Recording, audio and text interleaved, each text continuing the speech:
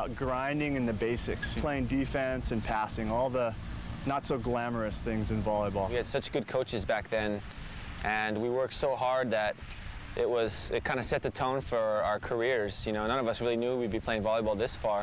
I think when I was there, I didn't realize how much I was a part of that tradition, and now that I'm older and kind of have looked back on it, I really am thankful that I went to Punahou. So Punahou High School, who has another great team again this year. And Scott puts it away.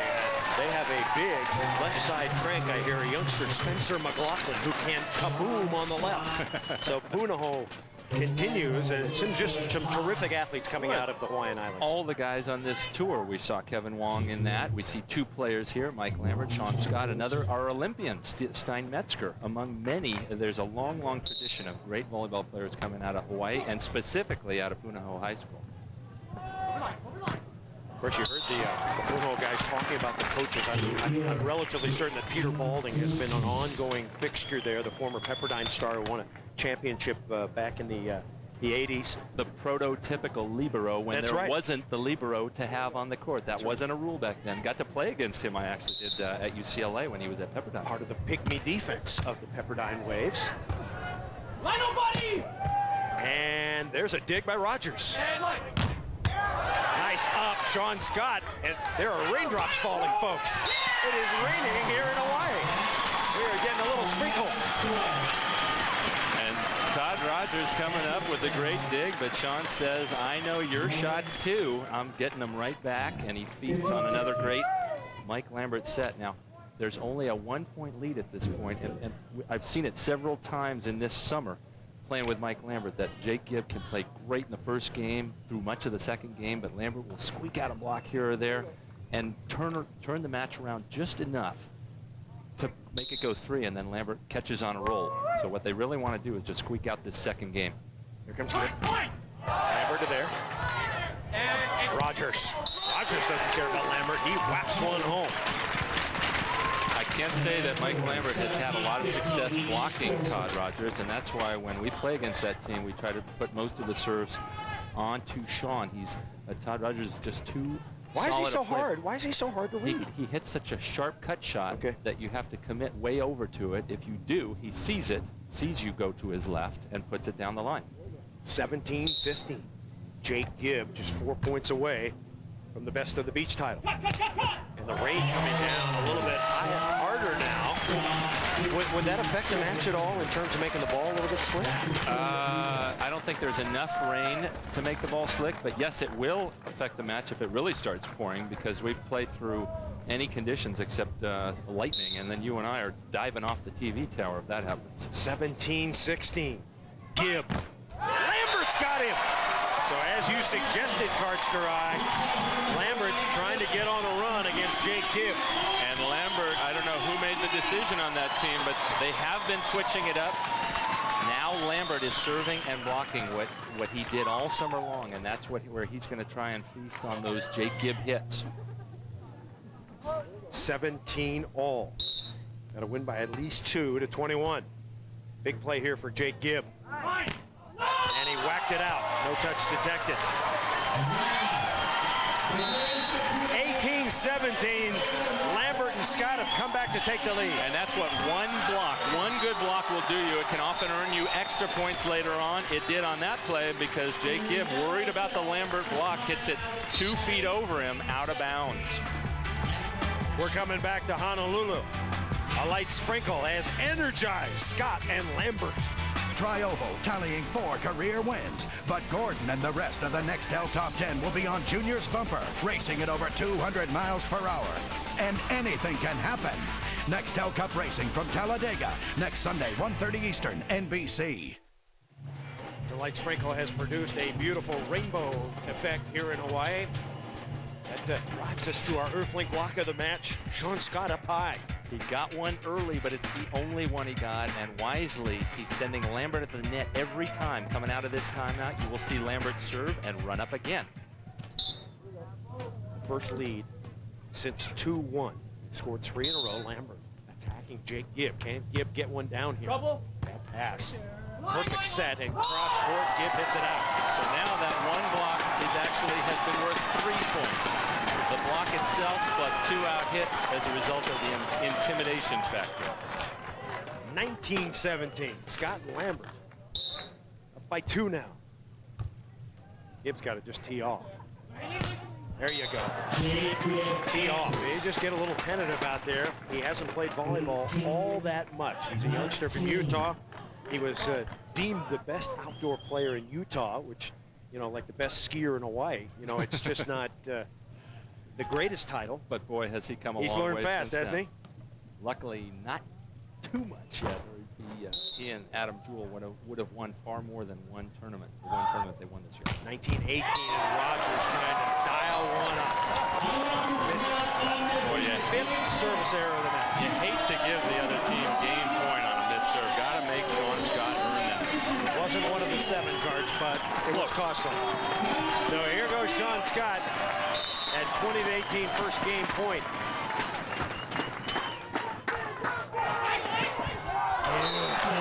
Nursing win by Lambert saying to himself, how did I miss that with my left hand? It just went under, but another game point now. Jake's got to come up with a block, or Rogers very capable of coming up with a dig.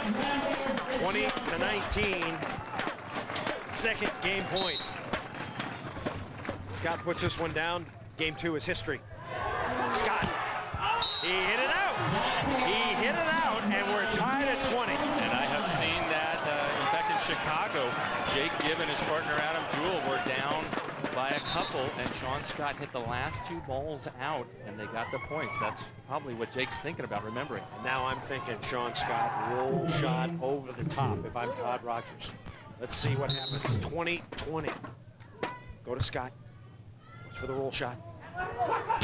No, cross court. That's what Todd Rogers was thinking. He was all over the roll shot. Do you think he went too soon? Did he go too soon? No. That ball, that hit is Jake Gibb's responsibility as blocker. He's got to reach over farther to his left and take that away. But the game can still go on if Jake can put this ball away. Lambert tells just Sean Scott, back off. I'm serving. I'm going to the net. I want to get this third ball. game point. This could be it right here. Lambert, see ya!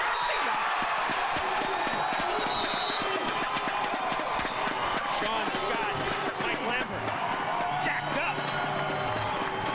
Well, if you want to finish a game with authority, Mike Lambert's your man. Great dig here by Sean Scott, and puts him perfectly on the net with no block. Lambert feasting on that great dig.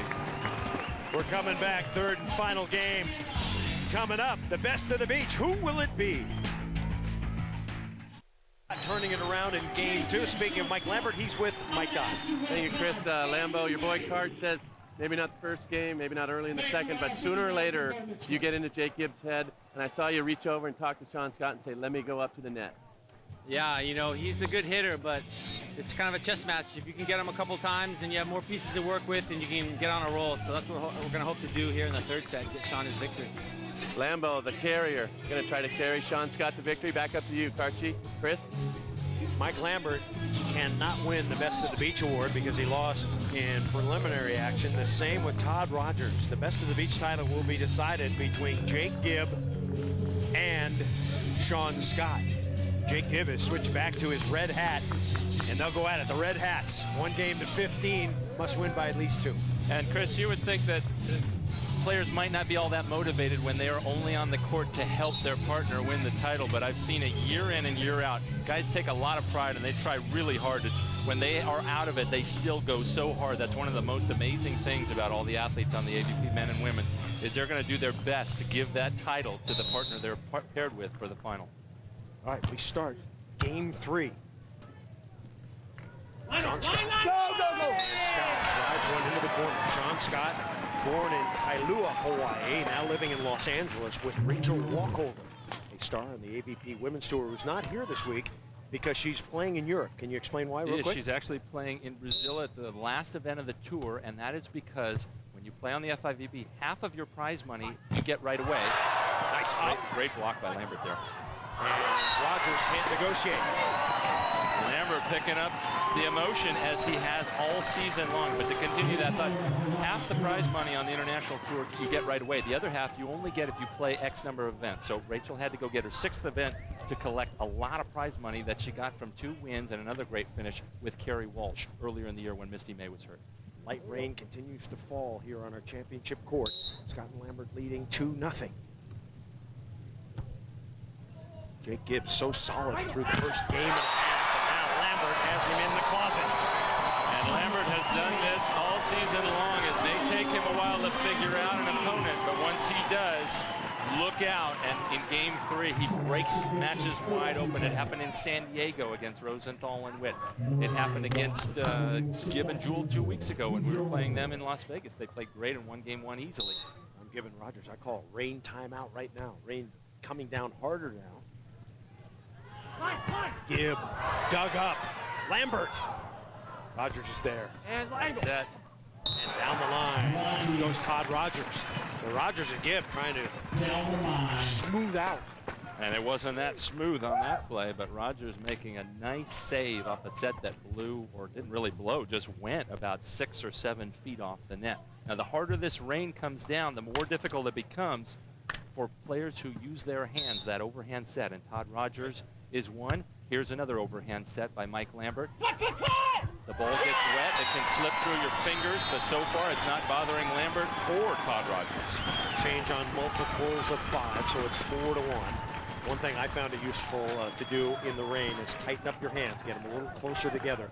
You can't have a lot of space in there if the ball's a little bit slick. And Jake Gibb, just between plays here, throwing away his glasses also, because another problem is your sunglasses get really wet and you can't clear them off in time to see the ball. 4-1, Gibb hit it out. Gibb having trouble now, spiking, partially because of the block of Mike Lambert. So Scott and Lambert, 2 local boys who made good, grew up here in Honolulu, Karch, and they have had terrific careers, not only on the beach, but indoors. Yes, they have. And Sean Scott's been so... Mike Lambert now blocking every time. He gets those points not only because he gets the stuff blocks, but he creates the out hits through the intimidation factor. He's got 4 out hits out of Jake Gibb in the end of game 2 and the beginning of game 3. Mike Lambert, born in Kaneohe, Hawaii, only in his 4th season on the beach out of Stanford. Of course, his wins coming with Karch, 3 of them. Now Jake Gibb and Todd Rogers need to figure out how to get back into it. Most of the players are still here. And in a minute, we're going to see one of the unlucky players when Kevin Wong, if we pan a little farther there, Kevin Wong right in the middle of your screen now, was in a dead tie with Sean Scott. Lost the coin flip to move on. Here, the winner of the coin flip is in a great position to win the title. And interestingly, he didn't move on, but then Eric Benoit-Moana got a cramp, so he's actually asked to play in a semifinal match, and he helped Jake Gibb move He along. was the alternate because he was in a direct tie. He was in best position to substitute in case of an injury. He did exactly that late yesterday and also played this morning and helped Jake Gibb lock in his berth to the title by winning with Jake Gibb. 5-1 our score. What can Gibb and Rogers do? Nice shot, angle, big hole by Rogers. Gibb now his 20th kill, but just his first this game. And that's something that Todd Rogers is very good at, is calling the shot. Jake Gibb might think about listening to those calls better and going for the soft play and not get that. Even if it gets blocked, it never goes down when you don't hit it that hard. 5-2, Rogers, whose jump serve has not been good. That's the play you said he had to take, and he does. Rogers. Cut shot, yes. So Karch suggested that Jake Gibb has to move his hands, jump into the angle. He did, and got the block. And normally Sean sees that pretty well, but that time Jake made a later move, and the later the blocker can move, the less time the hitter has to see that out of his peripheral vision. Now Rogers serving with a little wind in his face at 5-3. Right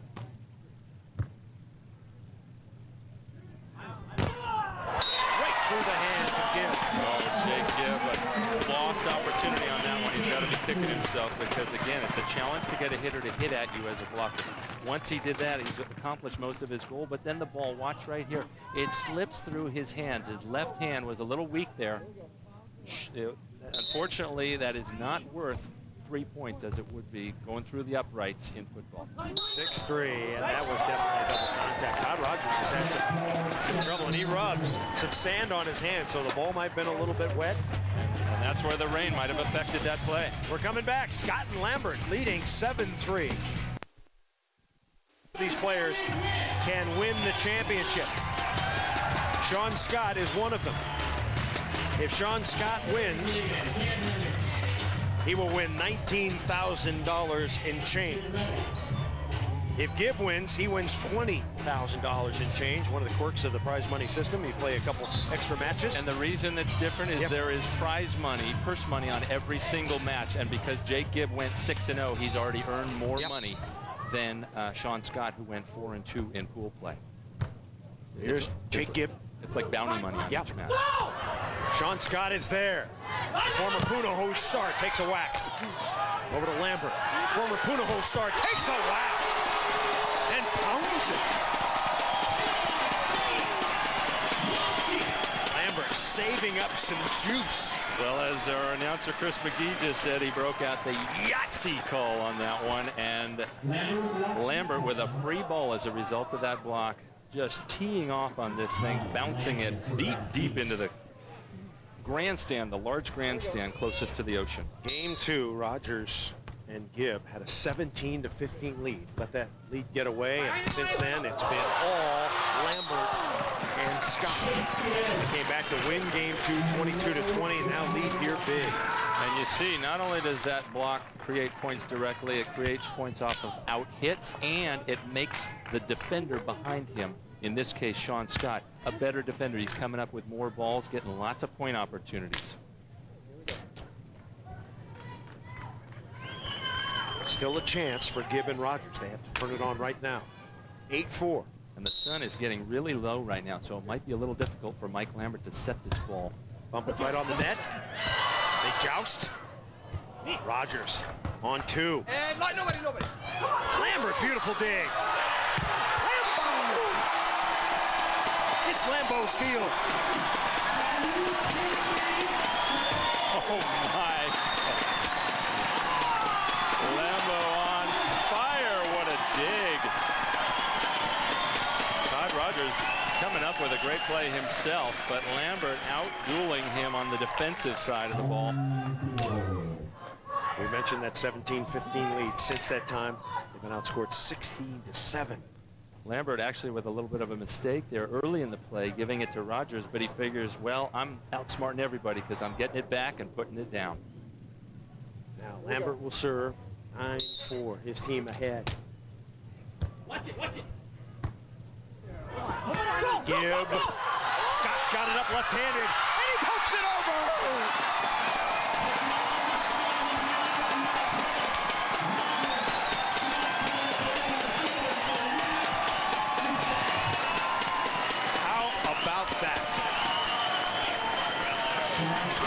Call that the defensive play of the tournament, and then from his knees just trying to get it over, hit it at the exact right spot. Yet Jake Gibb was so frustrated after that play, just threw the ball against the sponsor banners there because it hit the tape and he couldn't get there. 10-4, Scott again. Rogers, no, Lambert is there. We may have to call Xbox and tell them to dial up a new Xbox player of the match. That's Sean Scott. How many times has Mike Lambert and his partner, in this case Sean Scott, lost game 1, squeak out game 2, and then turn on the afterburners in game 3, looking so great. Mike Lambert's block combined with Sean Scott's defense, and you got to give Sean Scott a lot of credit. He doesn't play defense during this tour. All year long, he blocks every single ball, but he's coming up with unbelievable digs. Gibb off the top. Lambert has 5 blocks. And if Sean Scott is able to go on and win this, it's got to be a really satisfying end to what it was a frustrating year for him and for Todd Rogers. They were the third team, the team that just missed qualifying for the Olympics. They were in a battle with Stein Metzger and Dax Holdren. Did not make Athens, but this would take a little of the sting off of that. 4 points away is Sean Scott from the best on the beach title. Over the top. And nobody. Rogers. Lambert spears it. And that's outside the antenna. Point, Rogers and Gibb. You never know when a rally can begin with a little play like that. 11-6. But at the end of that play, Mike Lambert actually trying to be too good on that. Instead of back bumping it over the net, he turned around to try to face, but it's almost as if the turnaround got him a little disoriented. And He'd be dizzy. He'd be dizzy, Karch. He was a little dizzy on that one and couldn't get it inside the antennas. Those two thin poles that are on each end of the net go right over the sidelines, and the ball has to cross between those to be a legal play. So the antenna coming in to play here in Honolulu, Hawaii. And now Sean Scott thinking, I'm so close. I am very close. 4 more balls and we've got it. 11-6, Rogers. Rogers got it. Gibb. Can't get there. 12-6. And Jake Gibb chases balls pretty well, but at 6-7, he's just not going to be able to get the afterburners going enough to chase that ball down. 3 points to go for Sean Scott to become the best on the beach. Scott will serve it. Gibb. Gibb will get a second chance. Back set. Boy, that faked out Lambert for a second. Jake might think about doing that right off the serve receive, because it is keeping Mike Lambert a little off balance, and it also screws up the defense. Sean Scott wasn't even close to that ball as a result of the switch. Not sure where the blocker's going to go, what's line, what's angle at that point when they come over to that side. Exactly. If Lambert has one, or he's taking line on the right side, Sean Scott's not sure. Whoop. 1-2, Lambert pops it up. Spinner to Jake Gibb. Jake, big spike here, and he's got it. He's strong on the right side there. And it's a 12-8 side change. Is there a good side now, Karch? Is there any kind of good side? No, I don't think so. It's a little tough for the players looking into the sun. Now that they've switched sides, Mike Lambert has to look into the sun a little as the right side player. And the other player who has to look into the sun a lot is Jake Gibb. That could be a factor here because Sean Scott has gone to a place where it's easier for him to see the set, and he only needs to put 3 balls away to win this title. 12-8, Scott. Oh, and Rogers missed one. Normally a dig for Rogers, couldn't come up with it. 13-8. He does not miss that ball very often, frustrated with himself there.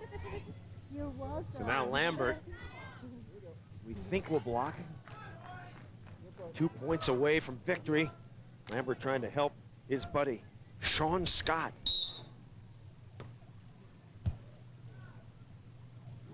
Gibb. Lambert's got it. Gibb. Lambert's got it. Rogers. And Rogers thunders one through. Gibb making a really smart play there on a tight set. You don't have to hit that hard. He hit it softly, and Todd Rogers was there to make the easy play as a result. That's one thing volleyball players need to learn a lot when they're starting out or intermediate players, is to take a little off it. Tip it in there. Keep the ball in play. Now set to serve Todd Rogers, living in Solvang, California, a little bit north of Santa Barbara, wine country. Sean Scott, and Scott puts down his 21st kill. And here we go. A chance for Sean Scott, a local, born on June 29th, 1973, here in Kailua, Hawaii. A chance for him to become the best individual player on the beach. First chance at 14-9. And it's over.